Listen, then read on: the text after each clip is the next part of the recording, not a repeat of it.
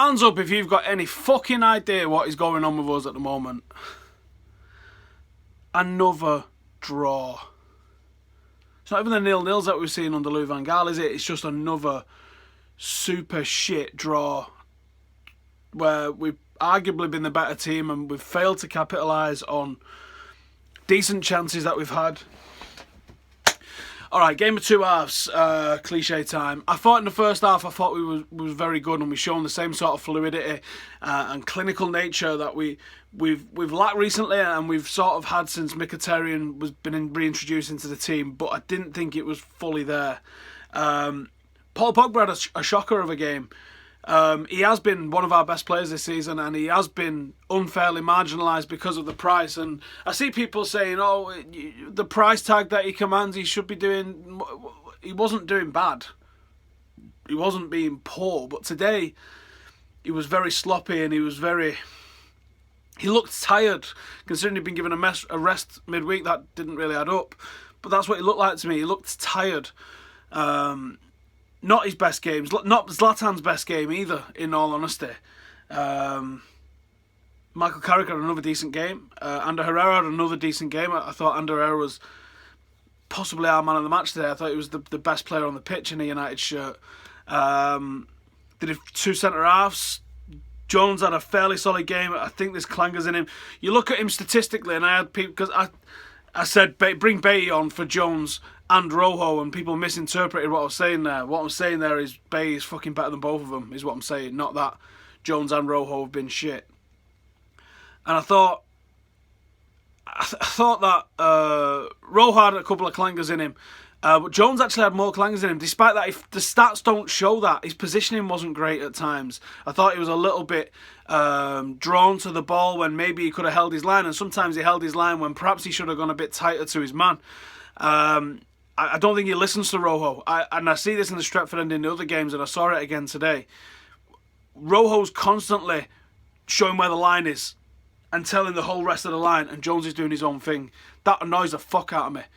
You're either with him or you're not with him. That really annoys the fuck out of me. And I do think that there's clangers in both of those, especially together. Especially together. I don't think either of those was at fault for what Fellaini did. I think there's an argument that Jones could have possibly been covering that area of the pitch a little bit better. You can certainly blame Fellaini. I mean, 5 minutes to go. What's Mourinho sending him on with the instructions to do? What's the thinking? He didn't know there was going to be... he didn't know that there was going to be 5 minutes injury time. He didn't know that there was 10 minutes left in the game. He could have assumed 3, maybe 4, but probably not 5. So he's looking at, 7 or 8 minutes left, tops. Throw Fellaini on. What's the instruction that you're giving to him? What are you saying to him there? What's the thinking? Are we saying, right, let's play it tight? Well, Fellaini's not that guy. With what you've got on the bench, you've got Bailly. Throw an extra defender on. If you really, truly want to defend, no one's putting the body on the line in such a manner than Bailly. Even coming back from an injury, I'd have preferred him. And if you don't want to go with Bailly, then you've got Daley Blind, who I think, just look how he performed against Lukaku last season. And that'll tell you what you're going to get from Blind. Very intelligent footballer that's not going to make the sort of clumsy errors that Fellaini makes. Because let's face it, Fellaini's effectiveness is partly down to how fucking clumsy he is. That's the truth. He's effective in the box because he causes fucking havoc when you're going forward. The nightmare is when he's coming back. There was a lad tweeted me just before he came on, these are going to get a goal that they don't deserve. And I tweeted back a fucking Kermit the Frog gift to him like, it happened. It's almost funny if you're not in the middle of it. If you're in the middle of it, then it fucking sucks. And it's going to suck. And actually, in David Moyes' season, I think it was in this week in December in David Moyes' season, when we lost to Everton and we lost to Newcastle, both games at home within a week. And I said, it's going to suck. It's going to suck for a couple of years. We're going to have to get used to it sucking. And we're not getting used to it sucking. There's not a patience in the fan base. And I'm with you, really. I mean, it's hard to have patience when you go, I'm happy with that starting 11.